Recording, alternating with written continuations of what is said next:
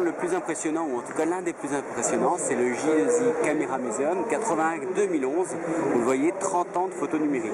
Et il présente des appareils photo très anciens. Alors hélas pas le premier, le tout premier Kodak avec sa batterie amovible de 5 kg qui fait les parleurs modulières est absent. En revanche, on trouve par exemple cet appareil photo Sony de 1981 qui enregistrait sur, on le voit bien, sur une disquette qui donna plus tard la disquette 3,5 pouces.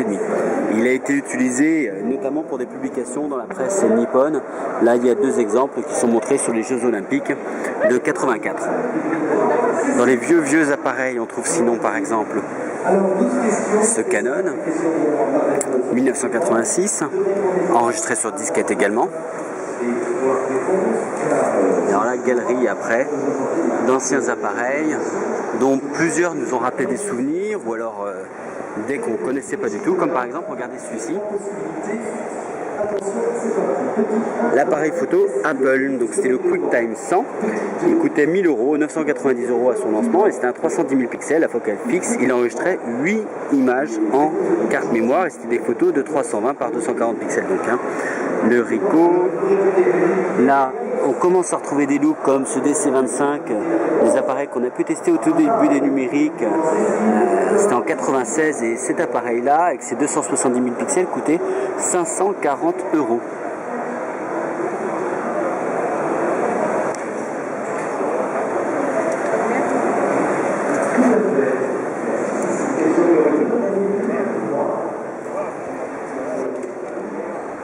La galerie suivante, on commence à arriver dans des appareils qu'on connaissait, comme ce C1400L chez Olympus. Bon, 1150 € à son lancement. Ou bien le 700 ici de Fujifilm, 900 € au lancement. Là, quelques stars comme le Pro 70 de Canon. Et complètement à gauche, le tout premier Rixus. Donc c'était un 2 millions de pixels à 670 € qui fut lancé en l'an 2000.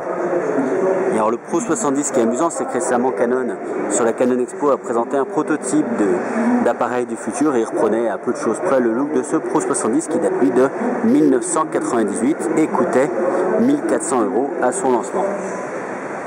Quelques stars à nouveau, le Dimagix de Konica Minolta, l'Exilim qui fit un sacré bazar à son lancement avec sa finesse, qui énerva pas mal de concurrents, ou alors ce Pentax, ce petit OS tout mini qui coûtait quand même 580 € en 2003 et dont on pourrait imaginer qu'il pourrait ressortir aujourd'hui. Il n'y aurait pas grand honte, il faudrait juste mettre à jour ces 3 millions de pixels par quelque chose d'un peu plus costaud, genre 14, et puis un écran LCD au dos. Star émouvante, le Konica Minolta d'image A1 avec ses 5 mégapixels, son zoom manuel, alors c'est une petite merveille. Il y a encore ce Sony, le F828, un Panasonic Epson, qui se souvient effectivement qu'Epson était là en 2004 avec un appareil photo qui avait beaucoup plu aux professionnels.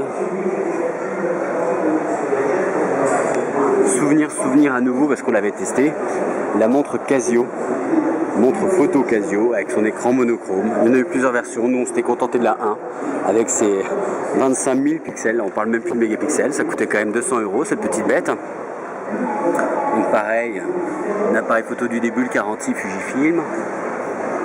On poursuit, un réflexe Canon de 2005, tout mini. Chez Sony, là on attaque l'innovation en fait avec ici un record de miniaturisation, bien là le premier appareil photo 3D, et à gauche là on commence à tomber dans les appareils photo sans fil qui avaient été lancés, ou le premier modèle avec GPS intégré. On poursuit là avec les premiers photophones, donc lancement en 99 puis 2000 d'un Kyocera et d'un Sharp, et là un Casio, un Sharp